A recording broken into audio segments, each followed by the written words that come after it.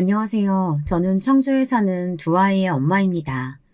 혹시 저와 같은 지역에 사시는 분이 사연을 듣고 계시다면 반가울 것 같은데요. 사연 채널이라는 것을 처음 접한 것은 지금으로부터 3년 전이었답니다. 제가 한 곳에 정착하는 걸 못하고 관심사가 다양해서 이것저것 듣는 편인데 사연 채널만큼은 위로가 돼서 꽤 오래 들어온 편인 것 같아요. 여러 사연 채널을 왔다 갔다 하다가 최근에 여기 사연에 빠지다 채널에 정착하게 되었습니다. 공감 가는 내용이 많고 성우분들 목소리도 너무 좋더라고요. 그래서 듣기 시작했는데요. 오늘 제가 들려드릴 제 이야기는 아마도 굉장히 시원한 사이다 사연이 될 것 같습니다. 제가 생각해도 이날의 이야기는 정말 속이 후련하고 통쾌했거든요. 일단 설명하기에 앞서 저의 앙숙과 다름없던 두 동서들에 대한 이야기부터 해야겠는데요. 저는 장남과 결혼해 사는 첫째 며느리였고 둘째 동서, 셋째 동서가 차례대로 들어온 케이스입니다. 다른 집은 보면 순서가 뒤죽박죽인 경우도 많던데 어째 저희 시댁 쪽은 참 순서대로 장가를 가게 됐네요. 먼저 저희 남편, 시댁의 장남인 만큼 책임감이 아주 강한 사람이었답니다. 특히 시어머니를 모시는 데 있어서 더욱 그랬어요. 이런 걸 보통 효자라고 하죠. 그래서 사실 저는 남편에게 시집 오면서 걱정이 아주 많았습니다. 저에게 자상한 면모를 보이며 잘하긴 했지만 결혼하고 나서 지나치게 시댁에 신경 쓰고 저를 등한시할까 봐서요. 저희 친정 어머니도 그렇고 아버지도 탐탁지 않아 했어요. 니들이 좋다니까 내가 여기서 뭐라 말 덧붙이긴 그렇지만 솔직히 나는 우리 예비 사이 썩 마음에 드는 건 아니야. 네 얘기만 들어봐도 너무 효자 노릇하려고 드는데 그게 며느리로선 좋은 게 결코 아니거든. 나만 봐도 알잖니? 저희 친정어머니는 본인이 시집살이를 많이 겪고 살아오신지라 특히나 더 걱정이 많으셨던 것 같습니다. 하지만 결혼을 하게 된 후 저는 제 걱정이 괜한 것이었다는 것을 깨닫게 되었답니다. 남편은 가정에 매우 충실한 사람이었고 특히 저희 시어머니는 상당히 유순한 성격의 소유자이셨거든요. 그러니까 외려 며느리를 어려워하고 조심스러워하시는 그런 분이셨답니다. 어쩌다 연락 한번 하시는 것도 일부러 남편을 통해 하실 만큼이요. 한마디로 배려심이 깊으신 분이셨죠. 걱정이 많았는데 여기서 한시름 놓았습니다. 아가, 내가 혹시나 너를 불편하게 하는 일이 있거든 언제든 말해라. 내가 눈치가 둔한 편이라 너한테 실수라도 할까봐 걱정이 될 때가 있어.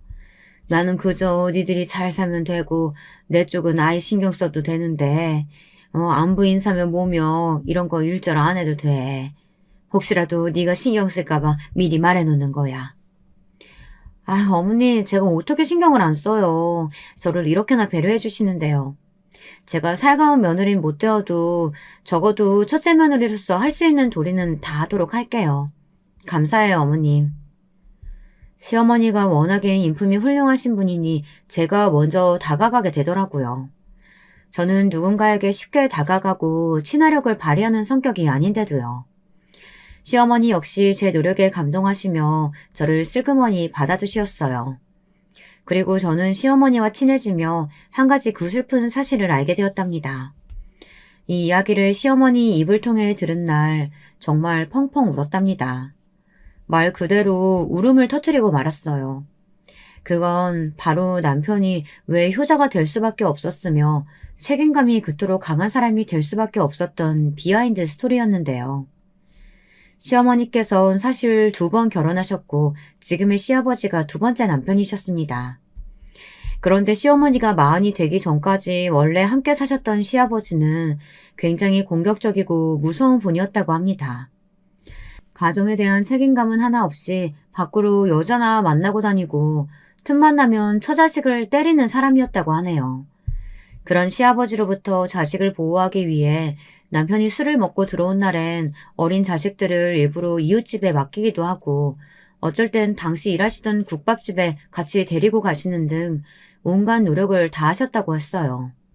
도망치고 싶었지만 이혼이 흠이라 여겨졌던 시기였기에 시도도 못하시고 그렇게 죽어라 노력하며 아주 가난한 환경에서 남편을 키우셨다고 했습니다.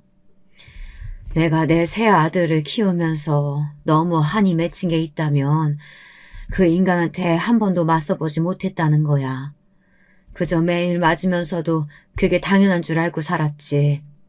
우리 아들들이 몸이 커서는 다행히 그 인간이 덜 그러긴 했지만 돈을 안 벌어오니 경제적인 건 그저 내가 다 떠안을 수밖에 없었어.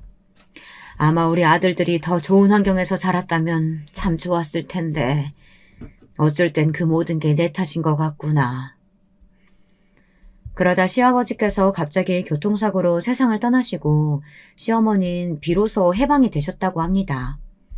남편이 죽은 장례식장에서 슬픔은커녕 안도감을 느끼셨다고 하네요. 그런 스스로에게 놀라며 죄책감을 느끼면서도요. 아무쪼록 그러다 만나게 된 분이 지금의 시아버지이신데요. 제가 보기엔 퍽 다정하신 분입니다. 평생을 공기업에서 일하시다 부인과 사별했고 슬하에 자식은 따로 없다는 정도만 말고는 아는 게 없습니다만 시어머니에게 해주시는 작은 배려들을 보면 그런 것 같아요. 그래도 내가 저 사람 만나서 숨통이 트이는 것 같았어. 남들은 늙은 여자가 2번씩이나 결혼했다 하면 욕하겠지만 어머님, 그게 욕먹을 일이에요. 어머님 행복을 위해 선택하신 건데요. 어머님이 행복하시면 됐죠.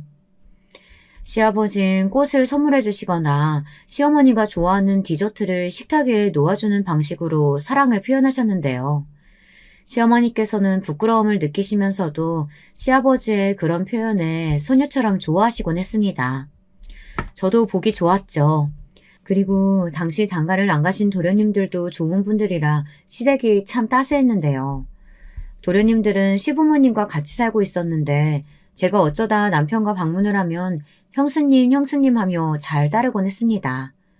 남편도 다정한 사람이었지만 도련님들 역시 남편의 판박이었어요. 무슨 말을 해도 상대를 먼저 생각할 줄 알고 월급에서 시부모님 용돈을 따로 챙겨드릴 만큼 속이 깊은 사람들이었죠. 그러다가 언젠가는 제 생일이라고 이 도련님들이 남편과 함께 깜짝 파티를 준비했는데요.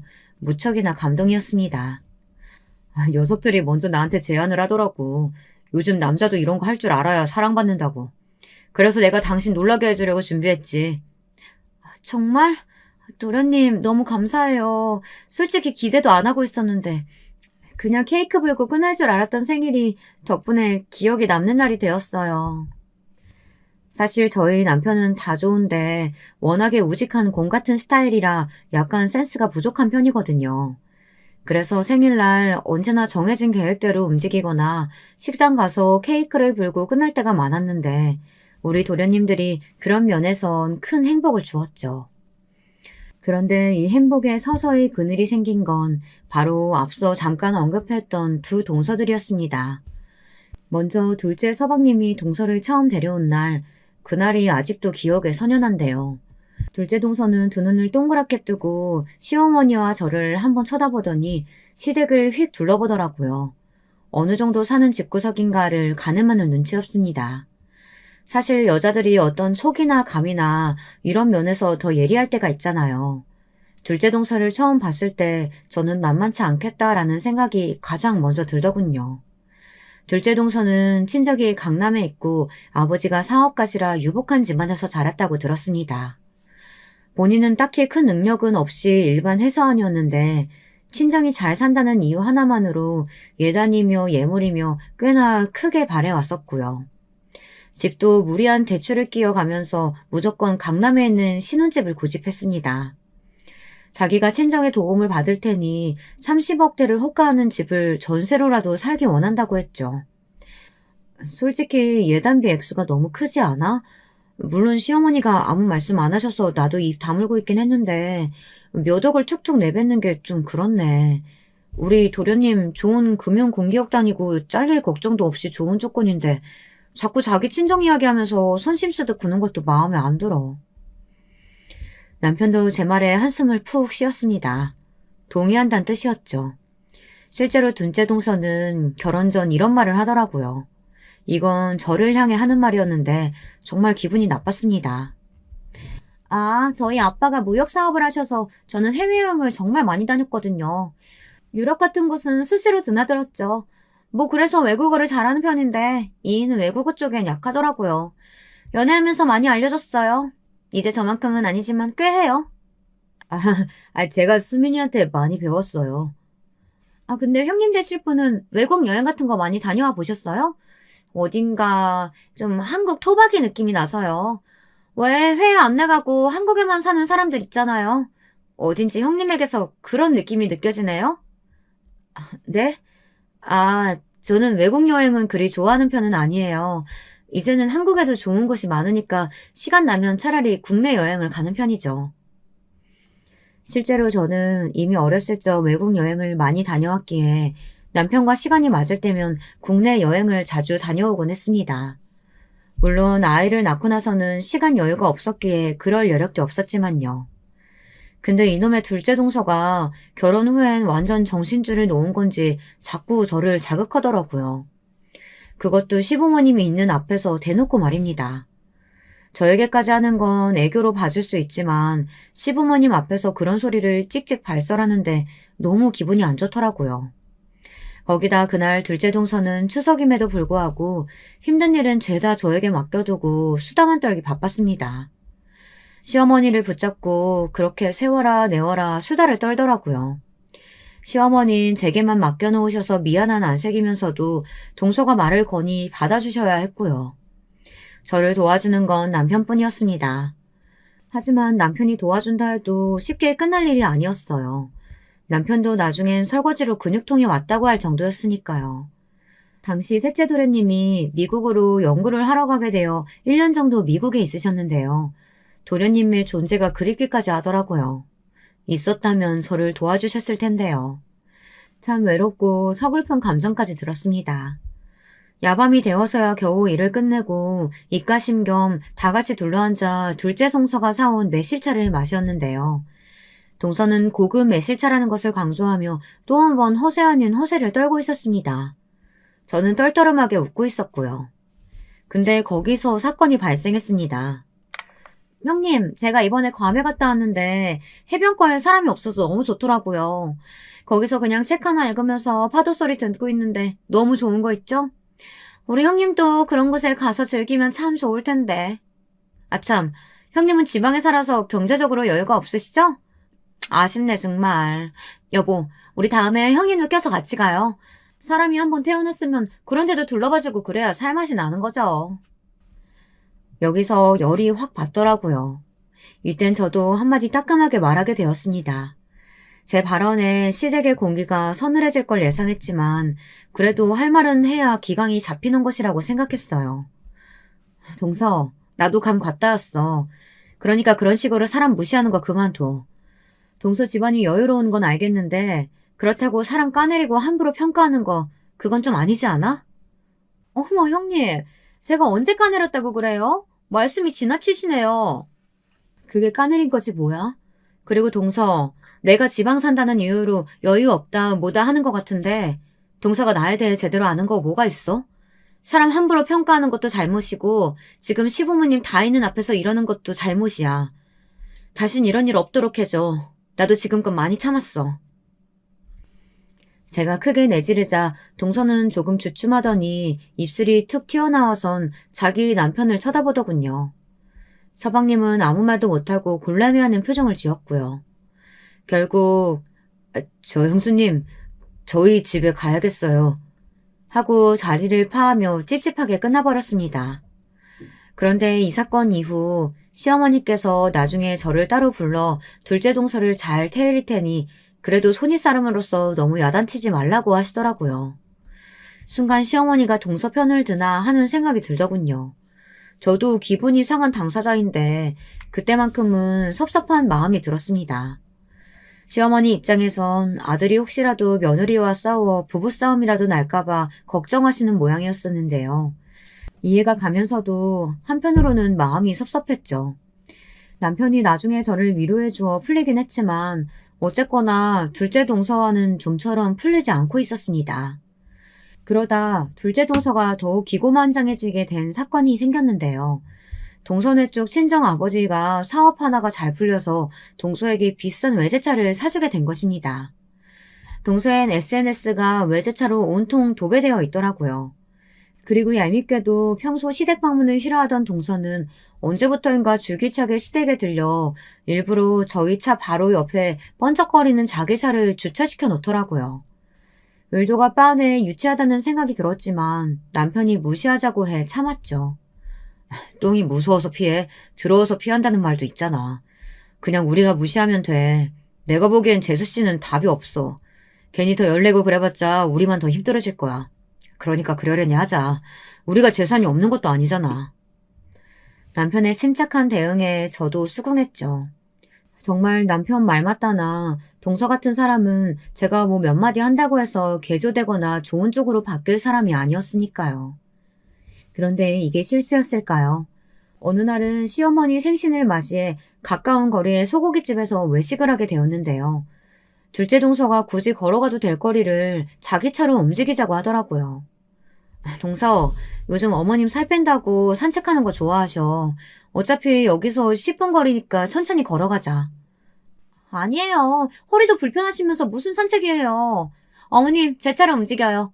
제 차가 시승감 좋아서 긴 시간 운전해도 편안하니까요. 형님의 차는 너무 불편해요. 국산 차는 이래서 안 좋다니까. 어머님 얼른 제 차로 타세요. 형님, 어머님 제가 모실 테니까 형님이랑 아주버님은 그럼 천천히 걸어오세요. 여기서 한번 폭발하고 싶었지만 생신이신지라 온 힘을 다해 참았습니다. 어머니가 전에 하신 말씀도 생각났고요. 저 역시 되도록이면 큰 갈등 만들지 않고 평화롭게 지나가고 싶었습니다. 근데 동서는 소고기집에 도착해서도 자꾸 혼자 궁시렁 대더라고요. 아, 소고기집은 강남이 최곤데 여기 누가 예약한 거예요? 아, 형님이 하셨다고 했나? 제가 예약한 걸 알면서도 일부러 저렇게 사람 속을 긁더라고요. 참 미치고 팔짝 뛸 노릇이죠. 남편도 내내 불편한 표정으로 고기를 구웠습니다. 둘째 서방님은 못 들은 척 행동하고 있었고요. 동서의 말로 인해 분위기가 다시 한번 서늘해졌는데 정작 본인은 모르더라고요. 모른다는 게 신기했죠. 저 같으면 눈치라도 한번 봤을 텐데요. 그러다 제가 남편이 굽고 있던 집게를 이어받아 소고기를 굽기 시작했는데 갑자기 동서가 그 모습을 뻔히 보더니 이런 질문을 하더라고요. 형님은 이런 곳에서 아르바이트 같은 거 해보셨죠? 저는 아르바이트 같은 거 해보고 싶었는데 부모님이 말려서 못 해봤거든요. 형님 고기 굽는 솜씨 보니까 딱 견적이 나오는 게 해보셨을 것 같아서 여쭤보는 거예요. 형님은 고향도 지방이라고 하셨으니까 지방 고깃집에서 하셨겠죠? 동서, 지금 뭐 하는 거야? 네? 뭐가요? 또 그놈의 지방 이야기 적당히 하지. 이 말에 동서가 조용히 침묵을 지키더라고요. 천진한 얼굴로 묻는 동서의 얼굴을 한 대 때려주고 싶었는데 다행히 그 뒤론 알아서 조용히 있길래 참았습니다. 근데 시간이 좀 지나자 이어진 말은 전보다 훨씬 더 심했습니다. 제가 구운 고기를 서방님이 집어 동서의 그릇에 올려놓았는데 근데 형님 일해보신 것 치고는 고기를 잘 굽는 판은 아니시네요. 여기 핏물이 그대로잖아요. 제 건 다시 구워주세요. 이걸 어떻게 먹으라고 주는 거야. 지방에서 일하셔서 그런가? 여보, 그럼 당신이 구워 먹어. 왜 그래, 형수님 불편하게. 당황한 둘째 서방님이 그제서야 동서를 말리려 했지만 전 조금씩 한계에 다다르고 있었습니다. 동서는 계속 다시 구워달라며 고기를 제 쪽으로 던지더군요. 경악스럽게도 고기가 그대로 제 가슴 쪽으로 던져져 툭 바닥에 떨궈졌습니다. 가뜩이나 하얀색 블라우스를 입고 있었는데 옷이 엉망이 되어버렸죠. 그 와중에 시부모님께서는 일단 가만히 지켜보실 뿐 별 말씀이 없으셨습니다. 저는 속상한 마음에 바닥에 떨궈진 고기를 줍고 한마디 하려고 했는데 그때 저보다 먼저 나선 사람이 있었어요. 재수씨, 뭐 하는 겁니까? 바로 험악한 얼굴을 하고 있는 남편이었어요. 지금 내 아내가 만만해요? 내 아내 재수씨 손이 동서되는 사람이에요. 예의를 지킬 땐 지켜야지. 지금 선을 넘어도 너무 넘는 거 아니에요? 나 누군가에게 특히 가족한테 듣기 안 좋은 말 하는 사람 아닙니다. 근데 이건 정말 지나치네요. 식당 와서 집게 한번 안 들고 계속 이거 해라 저거 해라 시켜대는 태도 그거 뭐예요? 내 아내를 뭘로 생각하는 겁니까? 지금 당장 사과해주세요. 남편이 이렇게까지 화가 나서 나선 적은 처음이었습니다. 그러자 동서도 그제야 당황했는지 말을 얼버무리며 그런 의도가 아니었다는 등 고기를 불판에 던지려고 했던 게 힘 조절이 잘못되었다는 등 변명을 하더라고요. 그리고 이때 시어머니도 조용히 입술을 여셔서 둘째 네가 잘못한 일이라고 한마디 하셨어요. 모두가 둘째 동서를 좋지 않은 눈길로 보자 단단히 위축되어 이래서 처음부터 집에 가고 싶었다느니 그런 말을 내뱉더라고요. 그의 남편은 단단히 화가 났는지 계속해서 큰 소리로 내뱉었습니다. 덕분에 고깃집에 있는 사람들의 시선이 이쪽으로 죄다 몰려왔죠. 재수씨, 나는 재수씨가 처음 우리 집에 식구로 왔을 때 누구보다 환영했다고 생각합니다. 가족이라는 게 그런 거니까요. 근데 후회가 아주 많이 되네요. 내 동생 안목이 이 정도일 줄은 상상도 못했는데. 솔직히 진우 너한테도 실망이다. 형으로서 너한테 못한 거 없다고 생각했는데 나름 챙겼다고 생각했는데 넌 재수씨만 신경 쓰느라 나나 네 형수가 어떤 기분일지 전혀 생각하지도 않네. 죄송하지만 저희 먼저 가겠습니다. 아버지 어머니 식사 마저 하고 오세요. 아 참 형 잠시만. 둘째 서방님이 급하게 자리에서 일어나 저희를 붙잡으려고 했지만 남편은 제 손을 잡고 나와버렸고 그렇게 저희는 자리에서 일어나 밖으로 나갔어요. 그런데 나오자마자 콜라 한 잔 마신 듯한 시원함, 통쾌함과 더불어 약간의 미묘한 찝찝한 감정이 들었습니다. 남편이 한 말은 물론 다 맞는 말이었지만 이후 저희가 편하게 시댁에서 얼굴을 마주하고 대화를 나눌 수는 없을 것 같았기 때문이었죠. 그래도 어찌되었건 다른 건 생각 않고 말을 질러준 남편이 참 고마웠습니다. 그리고 정말 다행이었던 부분은 이후 어떤 대화가 오갔는지는 모르겠지만 둘째 동서의 행동이 꽤나 얌전해졌다는 것이었어요.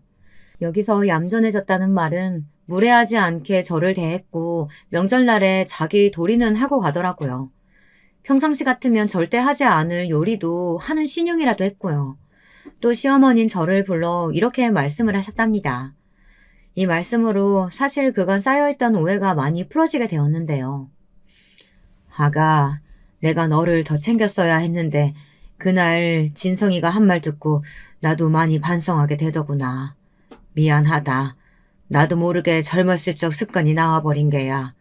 그 애가 너한테 대바라지게 구는 걸 보면서도 나서야 한다는 걸 알면서도 그만 나약해지고 말았어. 또 진우도 많이 너한테 미안해하고 있단다. 네가 자기를 많이 챙겨줬는데 그걸 등졌다고. 우리 가족이 너에게 참 미안하구나. 시어머님 번번이 자신이 나서 한마디 하고 싶었지만 그게 더 큰 가족의 분란과 갈등이 될까 두려우셨다고 합니다. 듣고 나니 이해가 되더군요.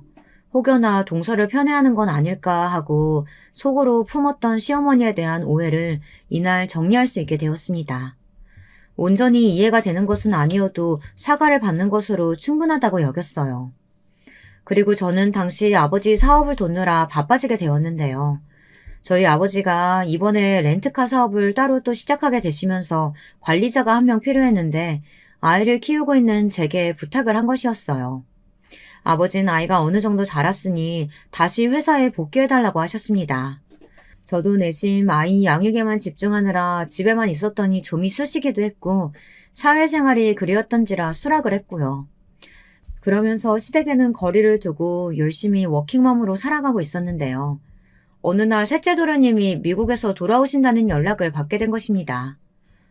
네? 도련님이 이제 오신다고요? 당연히 기쁘죠. 뭐 먹고 싶어요? 귀국 파티 해야죠. 타지에서 연구 마치고 돌아오시느라 힘들었을 텐데 제가 대접할게요. 에이, 마음은 감사한데 요리하시긴 힘드실 테니까 그냥 우리 밖에서 먹어요. 도련님은 남편보다 저에게 가장 먼저 연락했는데 제가 그만큼 특별히 셋째 도련님과는 유대관계가 깊었기 때문입니다. 이상하게 성격도 비슷한 구석이 있고 대화도 잘 통하더라고요. 그런데 이때 도련님이 제게 살짝 말하신 것이 상당히 충격적이었어요. 뭐라고요? 여자를 소개시켜 주신다고요? 웬일이에요? 아니 정말이에요? 도련님은 사실 비혼주의자였습니다. 자기가 키우는 고양이들과 함께 혼자 사는 것이 편하다고 하더라고요. 개인주의 성향도 강하고 아무래도 가정을 꾸리고 다른 사람에게 맞춰 사는 건 자신이 없다고요. 그런 도련님이 소개시켜주는 여자라니 저나 남편 모두 들떠서 어떤 여자일지 궁금했습니다. 무엇보다 기대가 컸던 것 같아요. 도련님의 인품에 걸맞는 여자, 어떤 인상에 어떤 성격을 가진 여자일까 하고요. 그리고 셋째 동서를 만나는 날, 저는 속을 뻔했네요. 얌전하고 차분한 인상의 말입니다. 셋째 동서는 미국에서 유명 미술 관련 대학원을 다니다가 도련님과 만나게 되었다고 했는데요. 처음에는 저에게 무척이나 호의적으로 굴었습니다. 제가 과일을 깎고 있으면 이런 건 막내가 하는 것이라며 다가와 칼을 들었고 이따금 제 아이들을 향해서도 용돈 같은 걸 주며 잘해주었거든요. 형님 요즘 아버지 사업 돕고 계시다고 했잖아요. 저도 아버지가 하시는 사업 돕고 싶은데 저는 자유로운 영혼이라 저 하고 싶은 것만 하고 살거든요. 최근엔 미술품 수집만 열심인데 저도 그런 효녀가 되어야 할 텐데 전 아버지한텐 아마 나쁜 딸일 거예요. 형님은 시부모님께도 참 잘하시는 것 같고 존경스러워요, 형님. 착하고 수더분한 모습을 보이며 선하게 웃던 그 인상. 아직도 그 인상이 잊혀지지가 않습니다. 하지만 셋째 동서의 이중적인 모습은 제가 둘째 동서와 함께 비밀스레 나누는 뒷담화를 들으면서 알게 되었답니다. 김장날 뻔히 제가 부엌에 있는 걸 알면서도 집안 안방에서 한 이야기였으니 뒷담화라고 해야 할지 앞담화라고 해야 할지 사실상 잘 모르겠지만 말이에요. 이야기는 먼저 셋째 동서의 입에서 튀어나왔습니다. 저기 혹시 형님, 오늘 큰형님이 입고 오신 옷 보셨어요? 저는 깜짝 놀랐네요. 편하게 입으시는 건 좋은데 가끔은 그 정도가 좀 과하신 게 아닐까 싶거든요. 완전 시장 아줌마처럼 보여서요.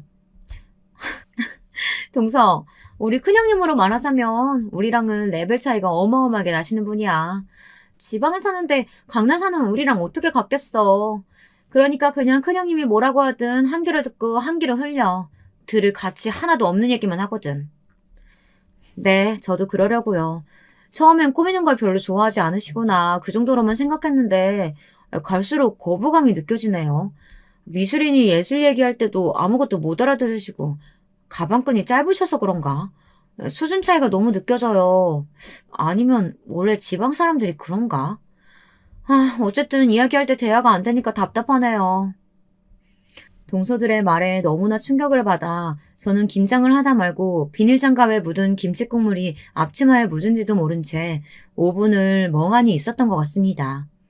그리고 이때 참으로 어이가 없었던 것이 둘 다 저에 대해 정확한 정보도 알지 못한 채 저런 말을 나불댄다는 것이었습니다. 속이 상해 이것을 시어머니에게 털어놓지도 못하고 집에 와서야 남편에게 말하게 되었는데요. 남편도 화가 나선 아니 당신한테 그런 식으로 말했다고?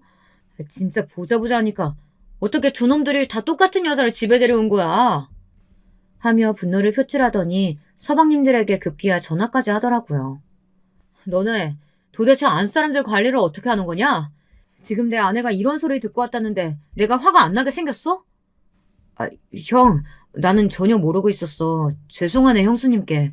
알겠어. 내가 이 사람 잘 단속할게. 미안해. 남편이 험하게 꾸짖자 서방님들은 일제히 당황했고 동서를 대신해 미안하다고 빌더군요. 근데 여기서 서방님과 동서들 사이에 부부싸움이 있었던 건지 동서들이 저를 보는 눈초리가 더욱 험악해져 갔습니다. 그렇게 둘째 동서와 셋째 동서가 둘 다 강남에 산다는 이유로 공감대를 형성한 이후로는 저에 대한 차별 혐오는 더욱 심해져 갔네요. 솔직히 능력이 안 되어 강남에 안 사는 것도 아닌데 그런 시선을 받을 때면 문득 강남으로 이사가 버릴까 하는 생각이 치밀곤 했습니다. 근데 그런 생각을 바로잡아준 건 뚝심 있는 남편입니다. 남편은 동서들 말에 휘둘리면 한도 끝도 없다고 말하더군요. 그때 남편 말을 듣길 참 잘한 것 같습니다. 친정의 힘으로 겨우 강남에 사는 둘째 동서나 셋째 동서 모두 막상 실속은 없는 허울뿐인 사람들이었거든요. 그건 제가 뒷조사니 뭐니 해보지 않아도 바로 알 수 있는 사실이었습니다. 둘 다 대출을 잔뜩 껴 살고 있었는데 서방님들이 그 대출빚을 갚느라 죽겠다고 앓는 소리 하는 걸 남편 통해 자주 들었거든요. 애들이 힘들어 죽겠다고 하네. 재수씨들이 다 사치가 심하고 하나같이 자기 말은 들으려 하질 않는데. 좀 적게 쓰라고 해도 그 한마디 했다고 삐지고 토라지고. 그러니 맨날 부부싸움만 이어진다고. 정말? 어쩐지 매일 SNS가 쇼핑 사진으로 도배되어 있더라니. 그나저나 서방님들 연봉이 적은 편도 아닐 텐데 도대체 어느 정도길래. 둘째 서방님이나 셋째 서방님 모두 능력이 없는 분들이 아님에도 불구하고 서방님들 둘 다 힘들어하시고 특히 셋째 서방님은 마음고생이 심해 소주를 먹지 않으면 잠이 오지 않는 불면증까지 앓고 있다고 하더라고요. 셋째 서방님은 성격이 조용조용하고 화를 잘 내지 않는 사람이라 속으로 앓는 것이 분명했어요. 제가 셋째 서방님과 더 유대관계가 있다고 말씀드렸잖아요. 그래서 더 마음이 가고 안쓰러웠죠. 근데 그 집안 사정을 뻔히 아는 제게 동서들은 이렇게 말하더라고요. 형님, 저희가 일을 왜 해요? 우리 남편이 잘 버는데. 그래도 같이 벌면 아이 키우기에도 좋지. 동서는 아직 모르겠지만 아이 낳으면 돈이 많이 들어가. 생각보다 이것저것 신경 쓸 것도 많고. 전 친정이 잘 살아서 괜찮아요. 그나저나 형님은 가만 보면 오지랖이 상당하시네요. 외려 저는 바깥에서 일하는 여자들 보면 불쌍해요. 저처럼 팔자 좋게 살 수도 있는데 너무 안 됐잖아요. 특히 애 키우느라 일 다니느라 아침에 제대로 화장도 못하고 나가는 여자들 보면 참 불쌍하고요. 그건 저를 공격하는 말이었답니다. 제가 예전에 그런 말을 한 적이 있었으니까요. 아버지 사업을 돕고 있느라 아이들 밥 차려주고 나면 헐레벌떡 화장도 못하고 나간다고요. 근데 여기에 셋째 동서가 옳다구나 말을 얹더라고요. 특유의 차분한 어투로 어머, 형님도 그렇게 생각하셨어요? 저도요. 저는 어느 날이고 미술관 가서 예술 감상하는 게 낙이잖아요. 근데 우리 큰형님은 워낙에 바쁜 삶을 사시는 것 같아서 안타깝네요. 형님 비하하는 건 아니에요. 오해하지 마세요. 라고요. 이게 어떻게 저를 겨냥하는 말이 아닐 수 있을까요? 당시 서방님들은 둘째 동서나 셋째 동서 모두 은근히 일했으면 하는 바람을 가지고 계셨거든요. 그래서 제가 살짝 떠보듯 일할 생각 없느냐고 물은 것이었는데 저렇게 반응하니 기가 차 할 말이 없었죠. 거기다 저를 비하하는 말에 열도 받았고요.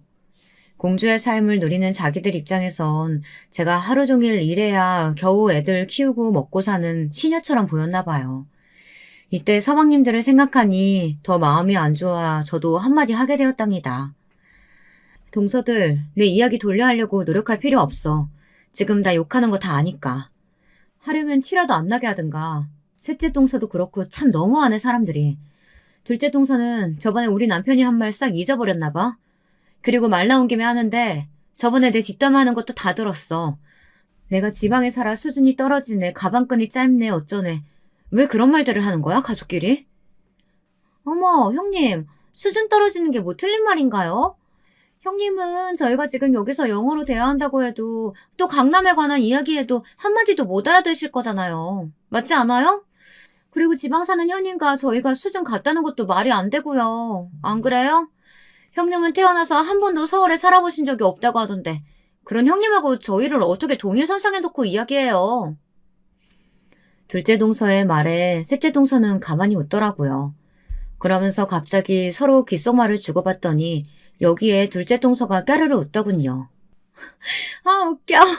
역시 경제력 차이가 이런 건가 봐요. 아까 형님 애들이 막내 동서한테 이런 말을 했대요. 입고 있는 옷 이쁘다고.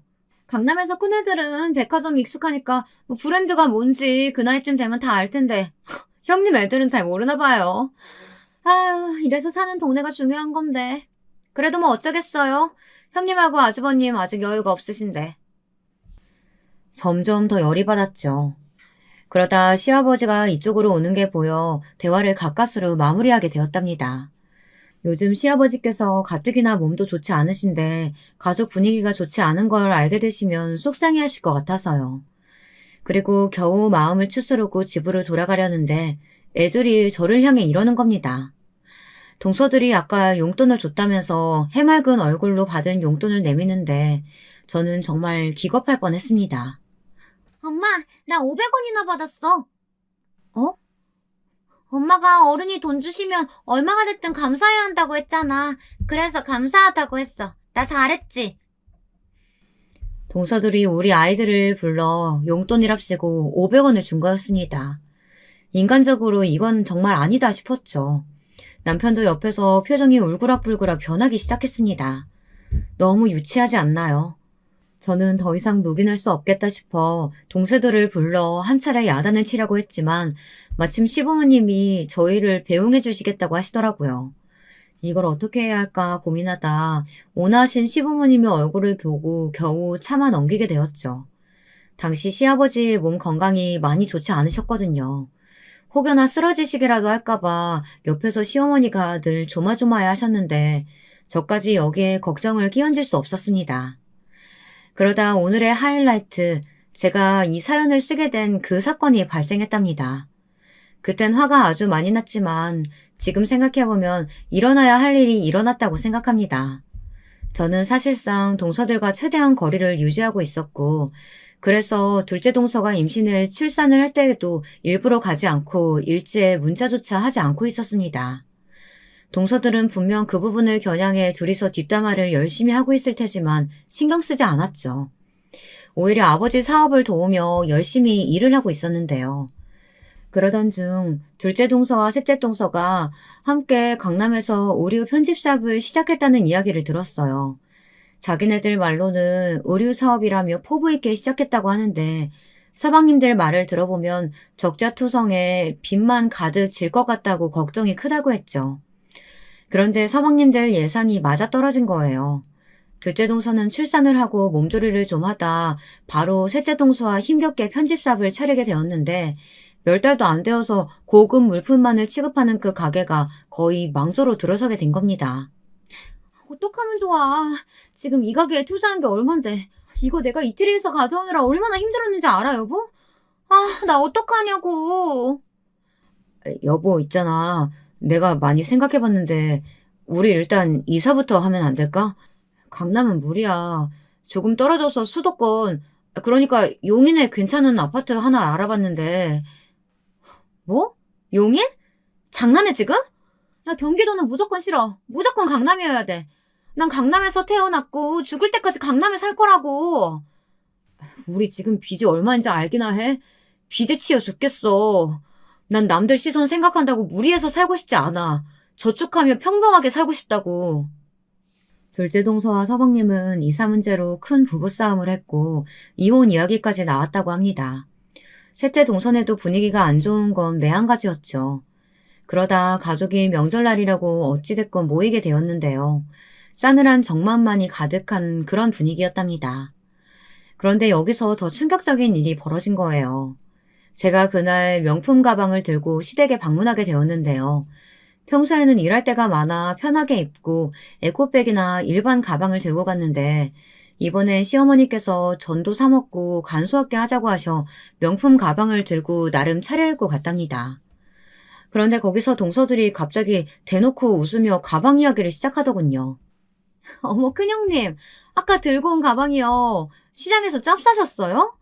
차라리 비싼 돈 주시더라도 명품을 사시지. 형님 같은 분은 명품이라도 걸쳐야 태가 나요. 그러니까요. 근데 형님, 이거 되게 진짜 같아요. 이 가방 명품으로 사려면 좋게 3천만 원은 할 텐데. 아, 요즘 중국산 명품 이런 게 유행한다더니 혹시 그런 데서 구매하신 건가요? 당시 남자들은 밖에 잠깐 담배를 피우러 나갔고 시어머니와 저 동서들 이렇게 앉아 과일을 먹고 있을 때였는데 두 동서들이 그런 식으로 비웃더라고요. 늘 조용함을 유지하고 있던 시어머니의 표정이 일그러졌고 저도 동서들이 제게 이런 모욕을 주니 이건 한번 붙어보자는 것이 다름없는 것 같아 정품이라는 것을 증명하며 한마디 하려고 했습니다. 그런데 시어머니가 막으시더라고요. 잠깐만 아가야. 내가 말하마. 지금까지 내가 하고 싶은 말이 많았는데 꾹 참고 있었거든. 시어머니는 그렇게 말씀하시더니 갑자기 부엌에서 주걱 하나를 가져오셨습니다. 모두가 시어머니의 행동에 얼떨떨해했죠. 갑자기 밥을 묻은 주걱을 가져오셔선 두 동서들을 노려보고 있었으니까요. 그때 놀랄만한 일이 벌어졌습니다. 시어머니의 주걱이 두 동서들의 머리를 차례로 강타한 것입니다.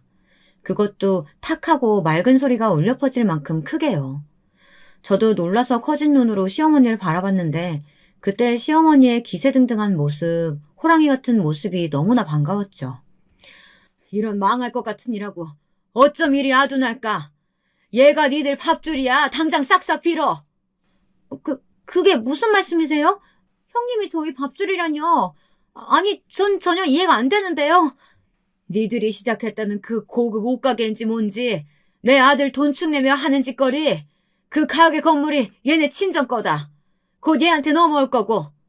그것도 모르고 이 멍청한 것들이 어디서 허영심을 부리고 자빠져 있어. 시어머니의 말에 동서들은 둘 다 넘어가기 일보 직전인 표정이었습니다. 그제야 저에게 진짜냐며 서둘러 물어오더라고요. 형님, 진짜예요? 아니죠? 아니, 형님 친정이 그 강남 건물 소유주시라고요? 그 건물이 100억이 넘어가는데 그럴 리가. 형님 지방 사시잖아요. 지방에서 나고 자랐다고. 근데 어떻게 이런 일이. 동서, 정신 좀 차려. 지방 살면 뭐 다 가난하다는 법 있어?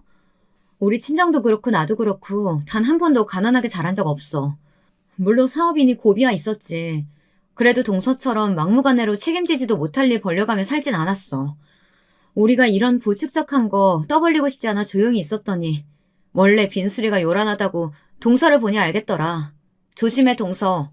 눈 똑바로 뜨고 앞으로 동서 주변 잘 보고 다니라고. 제가 일갈을 날리자 두 동서들은 충격받은 얼굴로 풀썩 주저앉아 버리더군요. 셋째 동서는 현기증이 나는 듯 머리를 감싸쥐고 있었고요. 사실 동서들이 우유 가게를 연다고 했을 때 그 가게가 저희 아버지 건물에 들어온 건 우연이었습니다. 아버지께서 제가 핸드폰으로 동서들의 얼굴을 보여준 적이 있던지라 제게 귀뜸을 해오시긴 했지만 시어머니께만 알려드리고 모른 척 굴었고요. 어머님, 이건 어머님만 알고 계시고 우리끼리 비밀로 해요. 왜 굳이 비밀로 해야 하니? 쟤들이 네 재력 알면 덜 괴롭힐 텐데. 어차피 전 동서들이 하는 말 신경도 안 써요. 오히려 알면 뭐 하나라도 뜯어가려고 할 텐데 저는 그런 관심이 더 불편하고요. 알겠다. 그럼 나도 모른 척하고 있으마. 다만 언젠가 좋은 카드가 될 것 같다는 생각은 하고 있었어요. 그걸 시어머니께서 이렇게 시원하게 터뜨려버릴 줄은 몰랐지만요. 시어머니는 제 말이 끝나자마자 주먹으로 한 번씩 더 동서들의 머리를 강타하시더니 한 말씀 길게 남기셨는데요. 너희들, 첫째 아가 번번이 무시하던 그 못된 버릇, 내가 그 버릇 고칠 자신이 없어 그냥 두고만 있었더니 어째 점점 더 심해지더구나. 이건 큰 며느리도 무시한 거고 니들 시어머니인 나도 무시한 게지. 며느리로 들어온 애들이 너네처럼 못돼 처먹은 애들일 줄은 상상도 못했다. 어떻게 둘째 너는 애까지 낳았다는 여자가 그럴 수가 있니? 니들 앞으로 첫째 애 말 맞다 나 정신 똑바로 차리고 살아. 이런 일 다시 또 안 생기란 보장 있어? 내가 두고 볼 거야. 니들 내 전 남편보다 더 악독하고 지독하다. 시어머니의 말씀이 끝나자 두 동서들은 더 죄지은 표정이 되었습니다. 셋째 동서는 거의 울기 직전이더라고요. 그때 밖에 나가 있던 남편과 서방님들이 들어왔어요. 시아버지도 함께였어요. 시어머니는 대충 상황을 설명하시려는 듯 했는데 저는 고개를 내젓고 나중에 말씀드리자는 눈짓을 했습니다. 오늘은 이 정도에서 분란을 마무리 짓는 게 좋을 것 같았거든요. 그 후 좋은 소식부터 말씀드리자면 동서들은 서방님들과 모두 이혼을 했습니다. 둘째 동서, 셋째 동서 예외 없이 모두요. 어느 날 시어머니께서 서방님들을 불러 진지하게 이런 말씀을 하셨다고 합니다. 두 동서들의 행태에 대해 말하며 그런 여자와 행복하게 살 자신이 있겠느냐고요. 행복이란 말에서 셋째 서방님은 이미 고개를 저으셨고 그간 동서들에게 불만이 쌓일 만큼 쌓여왔던 서방님들은 일제히 그렇게 이혼 서류를 내미셨다고 합니다. 시어머니는 나중에 저를 따로 불러 이런 말씀을 해주셨어요. 내가 진즉에 이렇게 했어야 할 것을 너무 미안하더구나. 목소리를 내지 못하고 가만히 지켜보고만 있었던 것이 참 죄책감이 들었단다. 이제야 나도 발 뻗고 잘 수 있겠어. 시어머니는 지금껏 한결같이 효부 며느리 노릇을 해준 제게 고맙다고 하셨고 저도 괜스레 감동에 젖어 눈물을 흘렸답니다. 또 시어머니는 서방님들이 동서들과 이혼을 하게 되어 속이 후련하다고 하시더라고요. 저 역시 그랬죠. 형수님, 제가 형수님한테 도움받은 게 많은데 와이프랑 결혼하고 나서는 유독 못해드린 것 같아요. 실망시켜드려서 죄송합니다.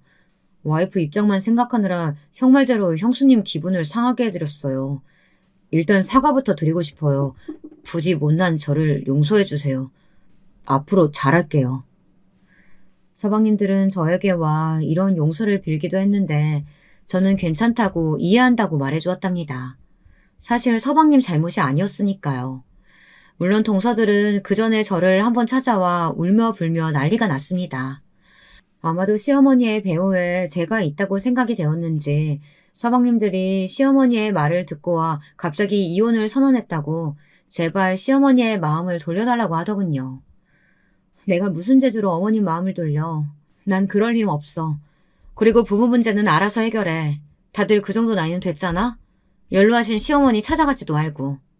제가 딱 버티고 서서 그렇게 말하자 둘 다 힘없이 돌아갔습니다. 거기다 사실 시어머니뿐 아니라 이번엔 평소 말씀이 별로 없으시고 무뚝뚝하신 시아버지마저 개입해 이혼하라고 성하셨다고 하네요. 시아버진 서방님들과는 특히나 더 정서적인 교류가 없으셨는데요. 이번 일을 들으시곤 넘어갈 수 없다고 판단하신 모양이죠.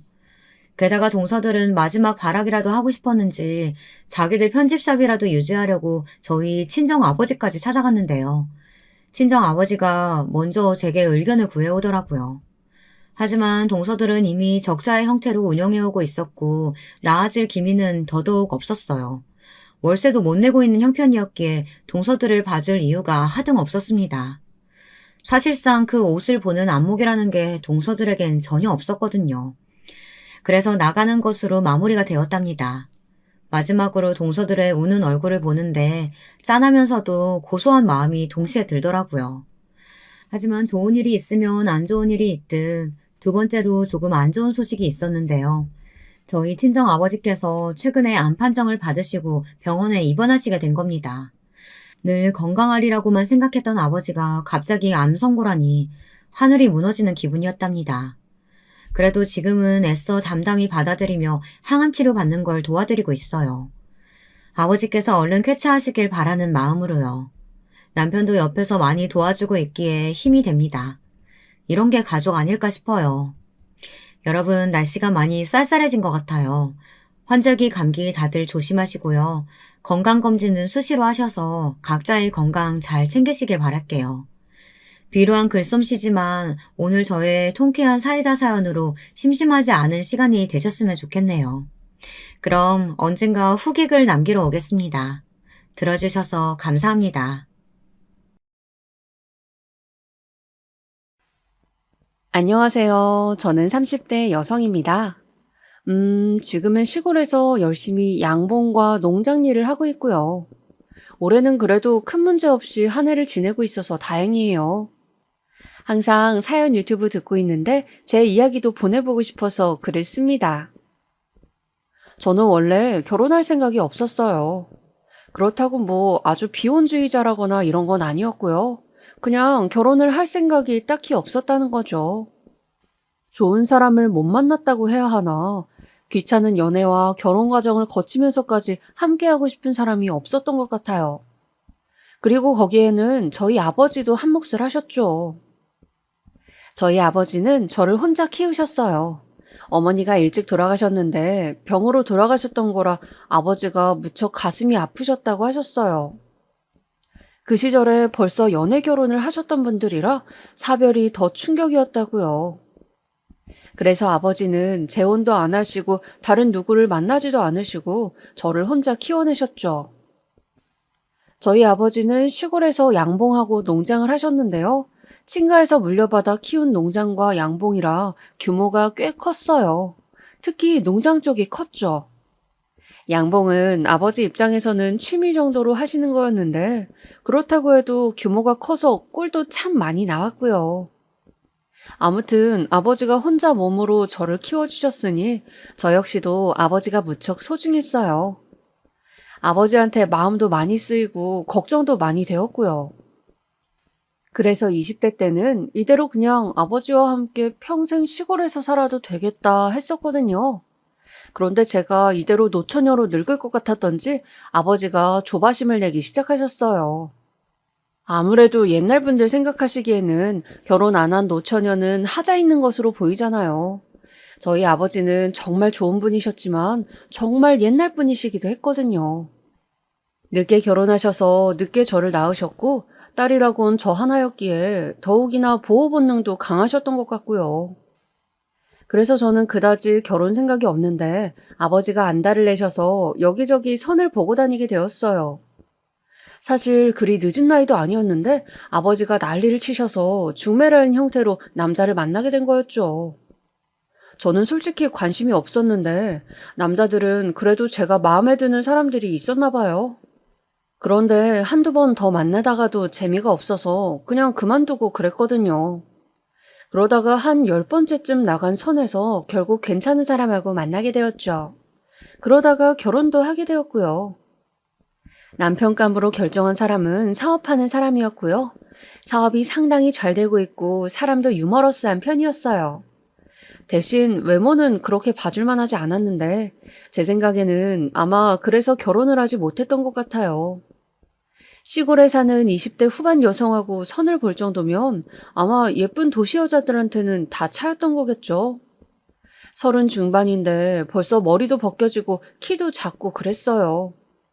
그런데 저는 남자 외모는 크게 관심이 없어서 그냥 사람 괜찮고 평생 살 때 경제적으로 어려움 없으면 되겠다 싶은 마음가짐이었거든요. 남자 쪽도 제가 털털하니 까탈 안 부려서 좋다고 했고요. 그래서 결혼을 준비하면서 시댁에 처음으로 인사를 가게 되었어요. 아버지 인연으로 소개를 받아 선을 봤던 남자라서 아버지 지인의 친구분이셨더라고요. 그러니까 아버지하고 곧장 아는 건 아니고 건너 건너 아는 정도에. 수도권 도시에 시댁이 있었는데 남편이 돈을 잘 벌어서인지 좋은 아파트였어요. 당시 예비 신랑 말로는 자기네 집이 아버지는 그냥 평범한 회사원이셨는데 자기가 아파트를 사들였다고 하더군요. 시댁에 들어가서 처음으로 시부모님을 배웠는데 시아버지는 상당히 조용하고 얌전하신 편인 것 같았어요. 말수도 많이 없으시고 조용하셨죠. 그런데 시어머니는 상당히 말도 많으시고 수다스러운 편이셨어요. 아유, 며느리감이라고 데려온 아가씨가 처음이라서 나도 어색하네. 그래도 우리 아들이 결혼할 사람 데려와서 기뻐요. 네, 어머님, 앞으로 잘 부탁드려요. 그래, 그래. 아버님이 농사 지으신다고? 예비 시어머니는 저를 훑어보면서 웃으셨죠. 그 웃음이 조금 이상하기는 했어요. 처음 제가 시댁에 들어갔을 때부터 좀 의도를 알 수 없는 눈으로 바라보고 계셔서요. 장인어른 농장 되게 커요. 양봉도 하시고. 아유, 그래. 요즘 농장이 돈이 되지? 그럼 엄마, 농장 그렇게 크니까 진짜 부자이실걸요? 남편은 고개를 끄덕이면서 당연하다는 듯이 말했어요. 솔직히 결혼할 사이에 사돈 집안의 경제력에 대해서 그렇게 태연하게 말하는 게 조금 이상하더라고요. 그런데 거기서 제가 끼어들어서 이상한 소리라고 할 수도 없고, 그래서 저는 그냥 웃으면서 듣고만 있었죠. 그래, 뭐, 우리 아들이 그래도 학벌도 좋고 돈도 잘 버는데 처가댁이 그 정도는 되어야지. 그러면서 시어머니는 약간 낮잡아 보는 듯한 눈길로 저를 보셨어요. 아, 그제야 알겠더라고요. 들어오자마자 시어머니가 저한테 보내셨던 눈길이 좀 낮잡아 보는 듯한 눈길이었어요. 그런데 뭐 얼굴 보자마자 그럴 일이 뭐가 있지 싶어서 혼란스럽더군요. 아직 저는 시어머니하고 얼굴만 보고 말만 텄을 뿐이었으니까요. 시골 어디쯤 살아요? 아, 네. 저 좀 안쪽이라 농장하려면 읍내는 아니고 더 안쪽에 위치해야 해서요. 집도 그쪽이고요. 아이고, 그럼 아가씨도 계속 농장 일 하는 거? 네, 그렇죠. 농장 일 돕고 양봉 일도 돕고 그래요. 그래, 뭐, 할 수 있는 거라도 해야지. 노는 것보다야 낫지. 시어머니는 계속 그런 식으로 말씀하셨어요. 농장 일을 하면 고약한 냄새 많이 나지 않느냐. 그거 맡으면서 어떻게 하루 종일 계속 있느냐. 농장까지 버스는 닿느냐 그러면서 조금씩 그 무시하는 듯한 뉘앙스를 풍기시더라고요. 솔직히 좀 어이는 없었는데 곁에 앉은 예비 신랑이 계속 그런 건 아니라고 커버를 쳐줘서 그냥 입을 다물고 있었어요. 솔직히 저도 성격이 아버지 닮아서 그렇게 얌전하지만은 않거든요. 학창 시절에 나름 친구들하고 싸움도 많이 해봤고 다른 애 괴롭히는 일진들 머리채도 잡아봤고 그런 편이었는데 시어머니가 그런 걸 모르시니 말을 함부로 하시는 것 같더라고요. 하지만 이제 와서 결혼 준비를 다 어그러뜨릴 순 없으니 그냥 저도 얌전히 있기로 했어요. 아예 결혼을 안 할 거면 모르는데 다른 사람을 만난다고 해도 다른 시어머니도 이러지 않으리라는 법이 없으니까요. 집에 와서 아버지한테 그런 이야기는 하지 않았어요. 아버지가 계속 시부모가 널 어떻게 생각하느냐고 혹시 나쁜 말이라도 했으면 꼭 아버지한테 말하라고 하셨지만 그런 말까지 할 수가 없더라고요. 아빠, 나 이왕 결혼하기로 했으니까 시댁에 잘해볼 거예요. 대신 그렇게 말했죠. 저는 정말 그럴 생각이었어요. 사람이 결점 없는 사람 없고 그렇다고 깊이 알고 나서 나쁜 사람도 거의 없잖아요. 그래. 사실 너희 남편감이 그래도 사업이 잘 되고 있다고 하니까 그리고 스펙도 좋은 사람이니까 결혼해서 잘 살면 좋지. 하지만 꼭 기억해라. 네 행복이 먼저라는 거. 아버지는 신신당부를 하셨어요. 물론 저는 아버지의 그 배려가 너무나 고마웠지만 그렇다고 해서 아버지께 시댁의 나쁜 면을 다 미주알 고주알 말씀드릴 수는 없었어요. 아버지는 걱정이 많은 편이셔서 그리 문제되지 않는 것에도 신경을 쏟으실 게 뻔했으니까요. 결혼하면서는 시댁하고 친정하고 많이 오가게 되잖아요. 그러면서 시부모님이 저희 아버지랑 만나셨을 때 혼자 어떻게 이렇게 딸을 잘 키우셨냐고 칭찬을 많이 해주셨어요. 시아버지께서 점잖게 한마디 하시면 시어머니께서 저희 아버지한테 수다스럽게 며느리감이 참 예쁘고 참하다는 말씀을 해주셨죠. 저희 아버지는 그게 기분이 좋으셔서 아유 감사하다면서 몇 번이나 인사를 하셨어요. 사실 저희 아버지가 혼자 저를 키우신 게 좀 콤플렉스였거든요. 혹시라도 아빠 혼자 키운 딸이라고 밖에 나가서 안 좋은 소리 들을까 걱정된다고요. 저도 그래서 밖에 나가서 더 행동거지나 몸조심을 한 것도 있고요. 상견례를 위해서 식당을 예약하고 만났을 땐 아버지는 차에 꿀을 한 세트 가지고 오셨어요. 진짜 좋은 꿀이었거든요. 저희 시댁에 처음으로 선물하는 거라고 제일 좋은 걸로 담아 놓으셨다가 곱게 간직해서 고급스러운 도자기 병에 담아서 오셨어요. 목재 케이스에 담은 걸 내놓으셨더니 시부모님이 너무 좋아하시더라고요. 어머, 정말 좋은 꿀인가 보네요. 이거 고급스러운 것 좀 봐. 아이고, 사돈 어른이 이렇게 좋은 걸 주시다뇨. 저희 딸아이 좀 잘 봐달라고 드리는 겁니다. 아버지는 웃으시면서 은근히 진심을 어필하셨어요. 저는 그러지 않으셔도 되는데 하면서도 아버지가 그렇게 저한테 신경 써주시는 게 고맙기도 했죠. 결혼하고 나서도 마찬가지였어요. 결혼 후에 신혼여행 다녀오면서도 아버지가 꿀 세트를 챙겨주셨거든요. 저희가 선물을 드리러 친정을 방문했는데 아버지가 도리어 꿀을 챙겨주시는 거죠. 사실 농장하는 입장에서 뭐 다른 걸 선물로 사돈 댁에 드리기는 좀 힘들거든요. 꿀이 제일 고급스럽고 선물 받는 입장에서도 좋을 것 같으니 그걸로 챙겨주신 거였죠.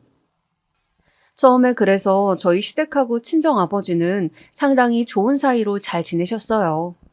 시어머니도 초기에는 아버지 혼자 계시니 몸보신 하시라고 이것저것 싸주시기도 하셨고 꿀 받으시면 고맙다면서 잘 먹겠다고 전해달라고도 하셨고요. 사실 저는 좀 마음에 차지 않아 하셨고 시골 출신이라는 것도 별로 안 좋아하셨지만 농장에서 나오는 각종 선물을 받을 때는 좋아하셨어요. 그게 좀 속보이기도 했지만 뭐 어쩌겠어요. 아버지는 노골적으로 말씀은 안 하셨지만 제가 도시에 있는 시댁 그리고 돈 잘 벌고 학벌 좋은 남편한테 시집을 간 걸 좋아하셨어요. 그래서 저도 남편이나 시댁에 대해서 못마땅한 것은 입을 다문 적이 많긴 했죠. 시어머니가 특히 좀 시골 출신이라고 말끝마다 무시하는 게 있었지만 저는 그래도 참을만 했어요. 남편이 다정하고 유머 있는 편이라서 같이 있으면 재미있었고, 사실 제가 가장 많은 시간을 보내는 건 시어머니가 아닌 남편이었으니까요. 그런데 그냥저냥 잘 지내던 시댁에서 점점 더 저희한테 간섭을 해왔어요. 가장 큰 이유는 역시 아이였죠. 저희는 처음부터 아이를 가지려고 많이 노력했어요. 저도 부끄러운 이야기지만 처녀 시절에도 날씬한 적이 별로 없었거든요. 체격이 좋고 좀 살집이 있는 편이라 시어머니께서 아이고 그래 아이는 잘 낳겠구나 하면서 약간 핀잔 주듯이 말씀하신 적도 있었고요. 그래서 저도 당연히 결혼만 하면 아이 바로 가져서 낳겠구나 싶었었죠. 저랑 남편이랑 같이 아이는 최소한 셋 이상은 가지자고 말도 했었고요. 저도 남편도 아이를 참 좋아했거든요. 그런데 문제가 결혼 후에 아무리 노력을 해도 아이가 들어서지 않았던 거죠. 처음에는 그러려니 했어요.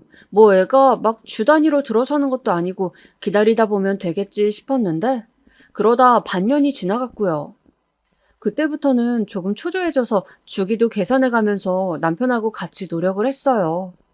보통 정상적인 부부가 임신을 위해 노력하는데 1년 이상 아이가 들어서지 않으면 난임이라고 한다잖아요. 저하고 남편하고 불쑥 그런 불안감이 드는 거였죠. 혹시라도 둘 중 하나한테 문제가 있어서 난임일까 봐. 혹시 우리 뭐 문제 있는 건 아니겠지? 남편은 불안한 듯이 물은 적도 있었어요. 저도 불안했지만 그래도 긍정적이고 낙천적인 편이라서 그런 소리 하지 말라고 남편한테 웃어 보이곤 했었죠. 우리 애 셋 이상은 낳을 거잖아. 그 전에 쉬는 거라고 생각하자. 애는 들어설라 치면 정말 금방 들어선대. 하긴 그렇다고 하지. 남편은 걱정스러운 얼굴이었어요. 그때까지는 시댁에서도 별 말씀이 없으셨죠. 그런데 그 주 주말이었나? 저한테 연락이 오더라고요. 남편 말고 저 혼자 시댁에 좀 오라고요. 무슨 일인가 싶어서 가서 시어머니를 뵈었어요. 시어머니는 무거운 얼굴로 앉아 계시더니 물끄러미 저를 바라보시더군요. 너 혹시 너희 부부 아이 안 들어서니? 네? 저는 당황스러웠어요. 저희 남편도 저도 여태까지 그 관련 이야기는 시댁이든 친정이든 한마디도 하지 않았거든요. 서로 별로 좋은 이야기도 아니라고 생각해서요. 그냥 지금까지 되는 대로 아이 생기면 낳아서 기르려고 했고요. 그 정도만 이야기해왔는데 이렇게 시어머니가 직접적으로 물으시니까 너무 당황스러웠어요. 아, 네, 그게요. 너 이제 30 넘었지? 빨리 아이 낳아야 하잖니. 그런데 애가 안 들어서면 미리 이야기를 했어야지. 아, 어머님, 사실 아직 1년도 안 되었는데요, 결혼한 지. 그래도 너희처럼 젊은 나이에 반년 안에 애 안 들어서면 그건 좀 이상한 거다. 미리미리 약도 먹고 했어야지. 아, 네, 죄송합니다. 아이 걱정을 하시는 시어머니한테 할 말이 없었어요. 시어머니는 화를 내시면서 말씀하시더군요. 아니, 시골 출신이면 좀 이런 거에 밝아야 하는 거 아니니? 그쪽에서 더 손주 보고 싶어 하시지 않아? 그리고 보약 같은 것도 잘 해드시고. 저희는 그렇게까지는 해먹지 않아서. 됐다, 얘. 너는 시골 출신으로 취향은 딱 그쪽이면서 어쩜 보약이나 이런 거, 임신에 대한 거는 아무것도 모르니? 아유, 살집이 있어서 둔해 보이는 것도 애 잘 낳을 것 같아서 아무 말 안 했더니만. 저는 순간 할 말이 없어서 움츠러들었어요. 저도 그렇게 막 순하고 얌전하지만은 않은 성격인데 제가 노력해도 아이가 들어서지 않았기 때문에 뭔가 좀 위축되더라고요. 시어머니는 계속해서 투덜거리면서 싫은 소리를 하셨고 약을 지어다 주셨어요. 그 이후로는 저한테 약을 꾸준히 챙겨 먹는지 그리고 임신할 수 있게 제대로 계획을 세워서 남편과 밤을 보내는지까지 체크하시더군요. 그럴 때마다 들려오는 싫은 소리는 덤이었어요. 솔직히 정말 싫었는데 저도 보수적인 환경에서 자라다 보니 시어머니가 손주에 민감하게 구시는 게 당연하다고 생각도 들었지요. 남편도 처음에는 좀 귀찮아하다가 결국 자기 어머니 하는 이야기에 넘어갔고요.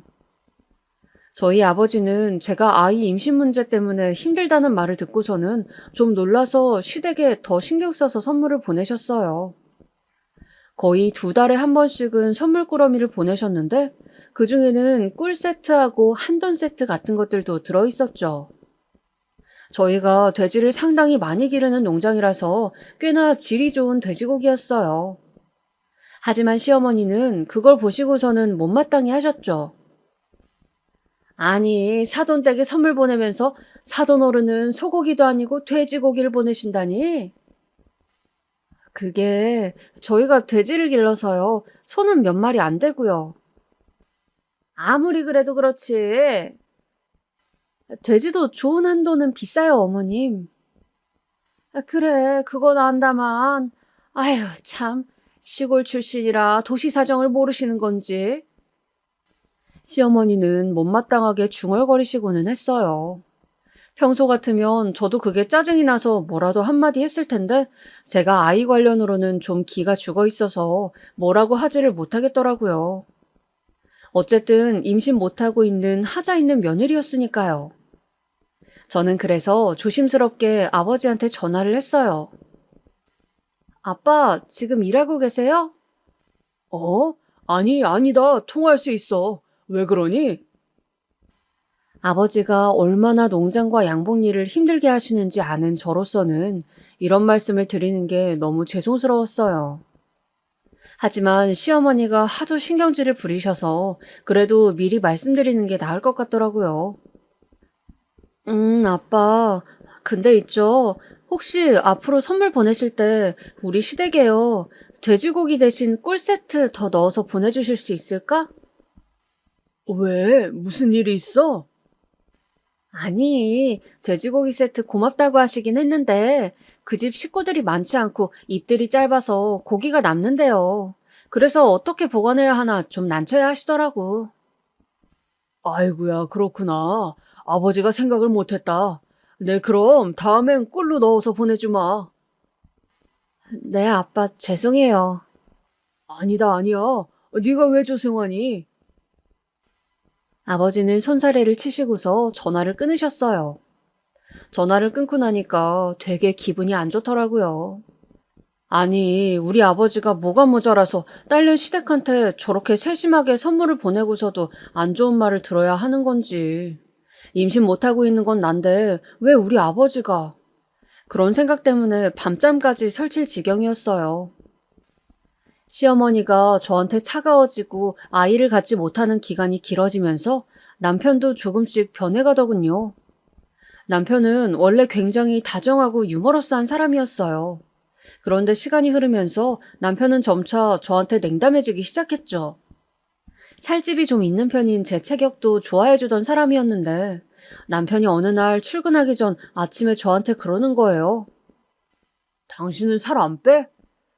살? 저는 남편한테서 그런 말을 들을 줄은 꿈에도 몰랐었기 때문에 놀라서 남편을 쳐다봤어요.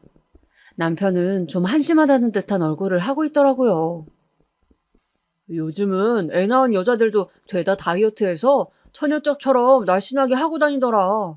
당신은 지금 애도 안 가졌는데 왜 그렇게 살을 안 빼고 관리도 안 해? 하지만 난 처녀적에도 그리 날씬하진 않았는데. 저는 그냥 농담처럼 넘기려고 했어요. 남편이 저렇게 차갑게 나오는 게 낯설었거든요. 하긴 그렇긴 했는데 참 나도 뭐에 빠져서 당신하고 결혼했는지. 남편의 말은 어느 정도 농담처럼 들리긴 했지만 그렇다고 해서 완전히 웃자고 한 소리는 아니더군요. 저는 그날 아침에 좀 충격을 받았어요. 아무리 그래도 남편만은 제 편에 서줄 줄 알았는데 그게 아니었던 거였죠. 남편은 그런 식으로 조금씩 조금씩 자기 불평불만을 흘렸어요. 저는 그 이야기를 들으면서 내가 정말 잘못하고 있는 건가? 내가 이러면 안 되는 건가? 하는 생각들을 하게 되었죠. 원래 처녀 쪽에는 굉장히 자신만만하고 자존심도 높은 편이었는데 결혼하고서 뭐 몇 년도 안 되는 사이에 사람이 되게 위축되더라고요. 애는 임신은 안 되지. 시어머니는 계속 저한테 뭐라고 하시지. 남편은 그 사이에 사람이 변한 것처럼 저한테 살 빼고 관리하라고 압박을 주지. 제가 결혼 생활에 힘들어 하시는 것도 모르시고 아버지는 계속해서 시댁에 이것저것 선물을 주셨어요. 그런데 어느 날 시어머니가 저한테 그러시는 거예요. 예, 너희 아버님 양봉하시잖니? 네, 어머니. 사돈어른 그 꿀이 정말 맛이 좋고 고급스럽다고 다들 칭찬하더구나. 시어머니가 저한테 칭찬을 해주시는 건 굉장히 드문 일이라서 저는 그 말에 금방 으쓱해졌어요. 저희 아버지가 농장도 그렇고 양봉도 그렇고 아주 일을 잘하셨거든요. 그래서 여기까지 농장을 키우신 거기도 하고요. 내가 우리 친척한테 한 병 맛보라고 작은 병으로 퍼줬는데 그 꿀이 그렇게 기가 막히대. 거기다 꿀 먹고서 감기도 싹 나았다지 뭐니? 어머, 그러셨대요? 우리 연세 드신 먼 이모님이 올해 90이 넘으셨는데 그 꿀 드시고 감기 앓다가 금방 일어나셨대. 어머, 잘 됐네요. 도움이 되어서 기뻐요. 아버지께 말씀드릴게요. 그래, 그래. 좀 부탁한다. 부탁한다는 말이 무슨 뜻인지 의아했지만 저는 그 기쁜 소식을 아버지한테 전해드렸어요. 아버지는 꿀이 크게 도움이 되었다는 말에 마찬가지로 좋아하셨죠. 아버지도 양봉에 상당히 자부심이 있으셨으니까요. 그런데 그렇게 말씀을 전해드리고 나서 한 사흘쯤 뒤였나? 다시 시어머니가 저를 부르셨어요. 저는 시댁에 가서 일을 도와드리는 일이 잦았기 때문에 그렇게 이상하게 생각하지 않고 부르시는 전화에 곧 뛰어갔죠. 그런데 시어머니 인상이 아주 안 좋은 거예요. 제가 청소를 하고 있어도 싫은 소리를 하시고 음식을 해다 내드려도 인상은 찌푸려져 있고 대체 왜 그러시는지 알 수가 없어서 저는 발끝을 들고 눈치를 보면서 다닐 수밖에 없었죠. 같이 점심을 먹고서 차를 한 잔 내다 드렸는데 제가 설거지하는 동안 차를 다 드신 시어머니가 저한테 와서 앉아보라고 하셨어요. 저는 왜 그러시나 제가 또 뭔가 잘못한 게 있나 걱정하면서 가서 앉았죠. 그랬더니 시어머니는 화를 참는 듯한 기색으로 말씀을 이어가셨어요. 너 내가 저번에 꿀 이야기 했었잖니? 네, 어머님. 그렇지 않아도 저희 아버지께 말씀드렸어요. 친척분 건강에 도움이 되었다고 하니까 너무 좋아하시더라고요.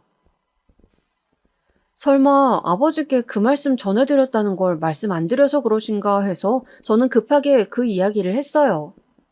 하지만 시어머니는 그게 도리어 마음에 안 든다는 듯 눈을 찌푸리셨죠. 그래? 그걸 전해드렸어? 네네, 그럼요. 그런데 전달받으시고도 아무 말씀이 없으셨니? 그러니까, 네? 어떤 거요? 꿀 몇 세트 더 안 주시겠다니?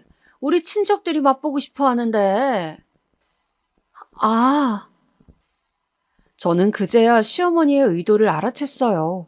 제가 너무 둔했던 거죠.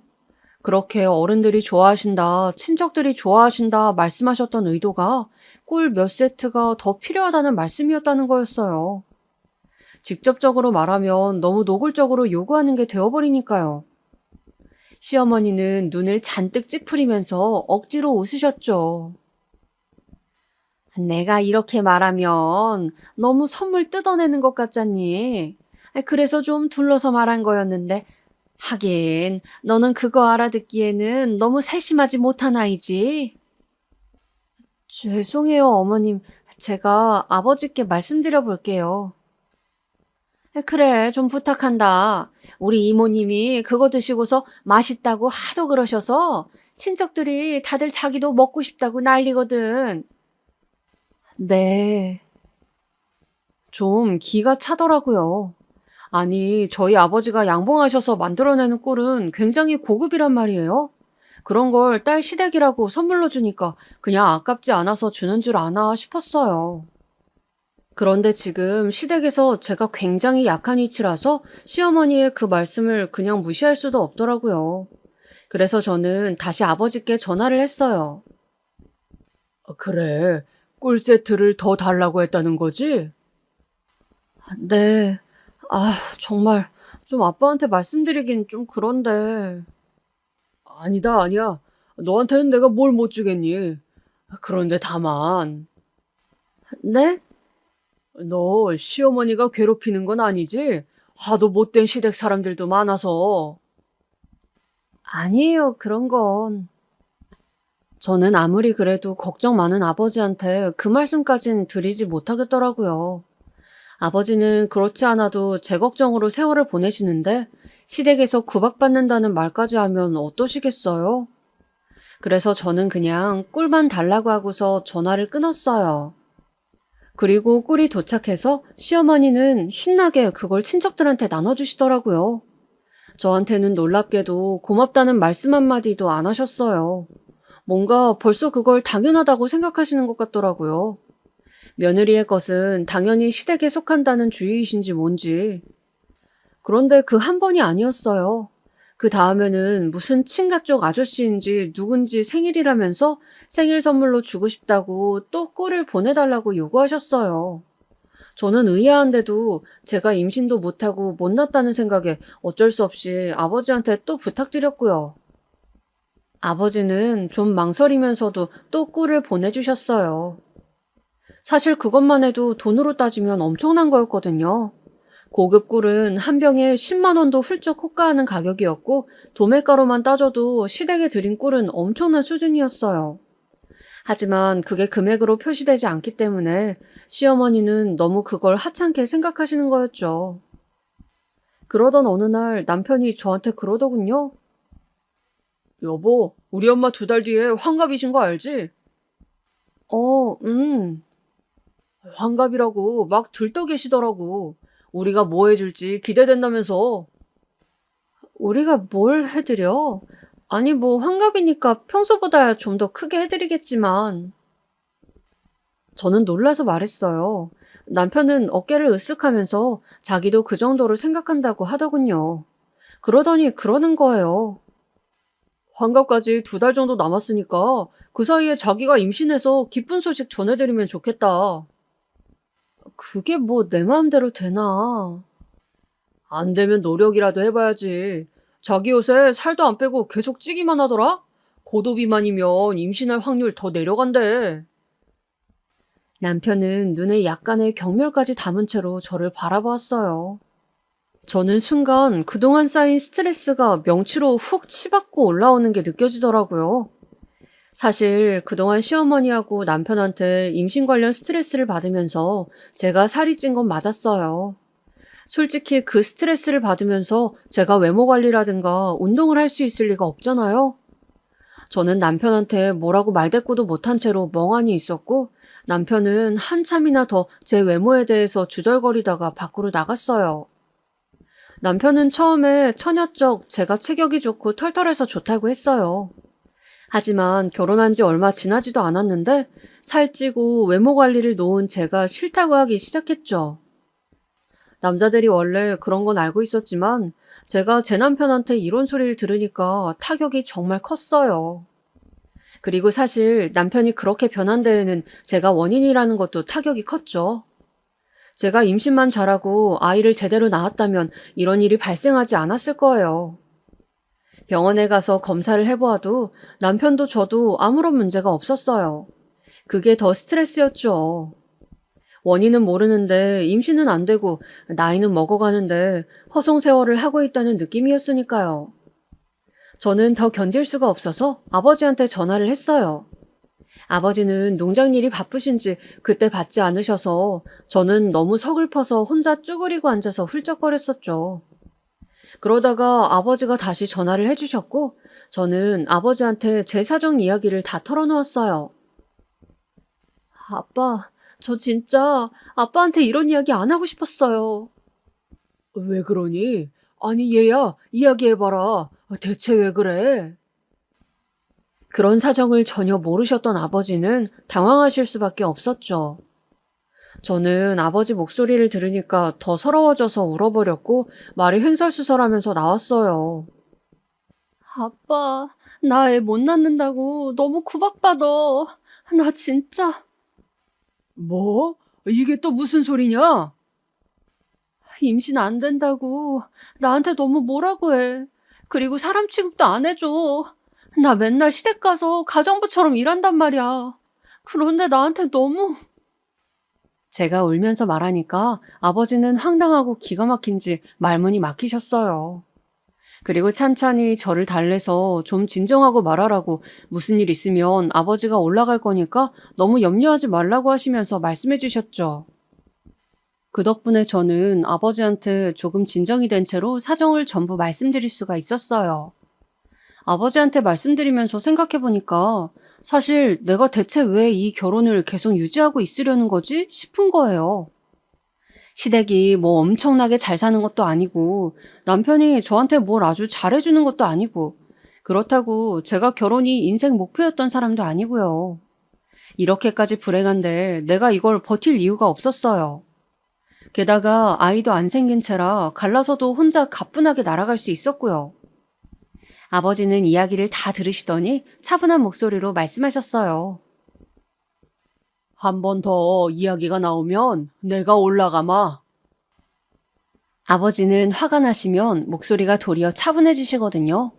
그래서 저는 정말 화가 나셨구나 하는 걸 알 수 있었죠. 무슨 일 있으면 꼭 말해라.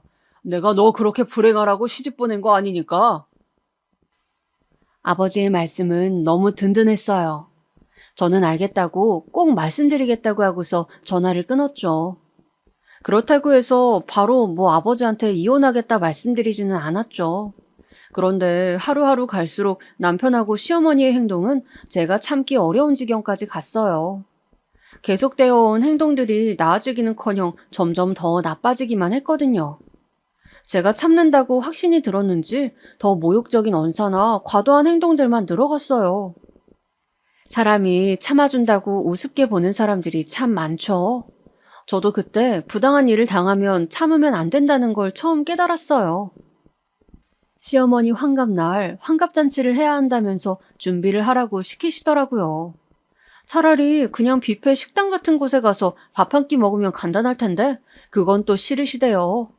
꼭 저희 집에서 차려놓으면 와서 밥을 드시겠다고 하더군요. 정말 속도 터지고 내가 대체 왜 시어머니 환갑잔치상까지 차려야 하는지 알 도리가 없었어요. 하지만 뭐 별 수 있나요? 속으로는 갈라서기 직전까지 왔지만 그래도 어쨌든 완전히 이혼하기 전까지는 책 잡히지 않게 원하는 걸 해주자 싶어서 원하시는 대로 상을 꾸역꾸역 차려냈어요. 시어머니가 친척들까지 부른다고 하셔서 그러시라고 했죠. 뭐 어차피 양만 늘리고 숟가락만 더 넣으면 되니까요. 환갑 당일이 오자 시어머니가 초대한 친척들이 들어오셨죠. 시댁 쪽 친척들이 하나 둘도 아니고 10명 넘게 저희 집으로 들어오니까 숨이 턱 막히더라고요. 거실에 긴 상을 몇 개 붙여서 음식을 차려두었는데 친척분이 고생 많았겠다면서 칭찬해 주셨어요. 그리고 곧 시어머니도 오셨죠. 시어머니는 꼭 자기가 음식 차린 것처럼 상 둘러보면서 웃으시더라고요. 별거 차린 건 없는데 많이들 드세요. 아유, 별게 없다뇨. 이렇게 훌륭하게 차리셨는데. 친척분들이 웃으면서 시어머니한테 선물을 주고 시어머니가 인사치레를 하는 동안 저는 부엌으로 바삐 움직이면서 사람들 음식 시중을 들어야 했어요. 뜨거운 음식에 손을 대고 그러면서도 계속 음식을 내가고 그릇을 치우면서 속으로 아주 이상한 기분이 들더라고요. 그래, 이것만 끝나고 나면 이 결혼 끝내자 하는 결심말이에요. 시어머니는 깔깔 웃으면서 수다를 떨고 저희 남편을 옆에 앉혀놓고 자랑스러워 하셨어요. 그러더니 시계를 보고 제 얼굴을 번갈아 보면서 뭐라고 중얼거리시더군요. 저는 저한테 뭐라고 하는 줄 알고 가까이 가서 여쭤보았죠. 어머님, 저한테 뭐라고 하셨어요? 아니, 그게 사돈어른 안 오시니? 네? 저희 아빠요? 왜요? 내가 사돈어른한테 뭐 부탁한 게 있는데. 저희 아빠한테요? 저도 모르게요? 저는 당황해서 저도 모르게 목소리가 커졌어요. 시어머니는 저를 흘기면서 눈살을 찌푸리셨죠. 아니, 뭐 사돈어른한테 내가 부탁 좀 드릴 수 있지 뭘 그러니? 너한테 말하기 껄끄러워서 그랬다. 어머님, 그런 말씀은 저한테 먼저 해주셨어야죠. 아니, 무슨 상관이야. 어른들끼리 말한 건데. 무슨 부탁을 하신 건데요? 다른 게 아니라 꿀 좀 더 갖다 달라고 부탁드렸다. 어차피 양봉하시니까 꿀 정도는 얼마든지 있으실 거 아니냐? 네? 저는 정말 어이가 없어서 말이 안 나오더라고요. 아니, 어머님, 그걸 지금 여기로 갖다 달라고 하시는 거예요? 그래, 내 환갑날이라서 사람들한테 선물하고 싶어서 그랬다. 뭐 잔칫날 온 사람들이니 내가 며느리 덕 좀 보면 안 되겠니? 좋은 꿀 선물로 돌리면 내 낫도 살고 너도 기 살고 좋지 않겠니? 그걸로 왜 제 기가 살죠? 너무 그 머리 구조가 이해가 안 가서 저는 순간 멍해졌어요. 하지만 시어머니는 계속해서 지금쯤이면 도착했어야 하는데 왜 안 오시냐고 저한테 닥달을 했어요. 마치 꿀통을 맡겨놓은 것처럼 구시더군요. 아니, 시골 출신 며느리이면 이 정도는 좀 네가 알아서 해줘야 하는 거다. 시애미가 굳이 말하기 전에. 도리어 그런 말씀을 하시면서 아버지가 시간 맞춰 안 오시는 게 너무하다고 반복해서 말씀하시는데 진짜 미치겠더라고요. 대체 우리 아버지한테 무슨 민폐를 끼치시는 건지. 호랑이도 제 말하면 온다고 그때 벨이 울렸어요. 저는 급히 뛰어나가서 문을 열었는데 정말로 아버지가 서 계시더라고요. 저는 너무 당황해서 말을 더듬었어요. 아빠, 대체 이게 뭐? 그래, 네 시어머니께서 나한테 전화하셨더라. 꿀통 100개 갖다 달라고. 어머, 사돈어른 늦으셨네요. 시어머니가 높은 소리로 말하면서 밖으로 나오셨어요. 현관에 와서 아버지 뒤를 기대하는 눈빛으로 바라보시더군요. 꿀통 가져오셨죠? 지금 손님들이 많이 와 계셔서요. 그분들한테 좀 선물로 돌리려는데 패키지 신경 써주셨겠죠? 아버지는 어처구니가 없다는 듯이 웃으셨어요. 저도 너무 어이가 없어서 말이 안 나오더라고요. 그러더니 아버지는 고개를 끄덕이셨어요. 그래요. 트럭에 조금 싣고 왔습니다. 아유, 그러시구나. 같이 가지고 올라오라고 제가 사람 좀 내보낼게요. 아니요, 괜찮습니다. 제 딸 얼굴 보니까 아무래도 그러실 필요 없을 것 같네요. 네? 그게 무슨... 아버지는 뒤에 놓아두었던 대야를 들어 올리셨어요. 무슨 대야예요, 그게? 시어머니가 어리둥절한 얼굴로 쳐다보고 계셨고 그때쯤엔 거실에 있는 친척들도 호기심 어린 눈으로 저희 쪽을 다 보고 있었죠. 꿀이죠, 뭐겠습니까? 그런데 왜 그걸 대야해? 사돈 원하시는 지리산 천연꿀 100 해드리려고요. 그 말씀과 동시에 아버지가 꿀 대야를 그대로 시어머니 머리 위로 덮어 씌우셨어요. 시어머니는 비명도 지르지 못한 채로 몸이 굳어서 그대로 꿀을 뒤집어 쓰셨죠. 너무 창졸간에 일어난 일이라 저도 남편도 손님들도 한마디도 하지 못한 채로 시어머니를 바라봤어요. 시어머니는 끈끈한 꿀이 뚝뚝 떨어지는 것을 깨닫고 벌벌 떨면서 말을 더듬었죠. 대체 이게 무슨... 내 딸, 이따위 집안에 더 이상 못 둡니다. 자네도 마찬가지야. 아버지는 제 남편을 노려보면서 말씀하셨어요. 남편은 놀라서 움찔 뒤로 물러났죠. 지갑하고 소지품만 챙겨 나와라. 가자. 네, 아빠. 아버지가 그렇게 말씀하셔서 저는 곧장 들어가서 지갑만 챙겨서 들고 나왔어요. 그때 시어머니가 소리를 지르셨죠. 너 지금 뭐 하는 거야? 네가 어딜 가? 당신 지금 가면 이혼이야. 남편과 시어머니가 동시에 소리를 질렀어요. 하지만 저는 그리 놀라지 않고 두 사람을 돌아보았죠. 이혼? 내가 원하던 건데 잘 됐네. 뭐라고? 그 결심 변하지 말고 이혼해줘요. 징그러워 죽겠어, 진짜. 욕심만 덕지덕지 많아가지고. 저는 그렇게 쏘아붙이고서 곧장 아빠 손을 붙잡고 나와버렸어요.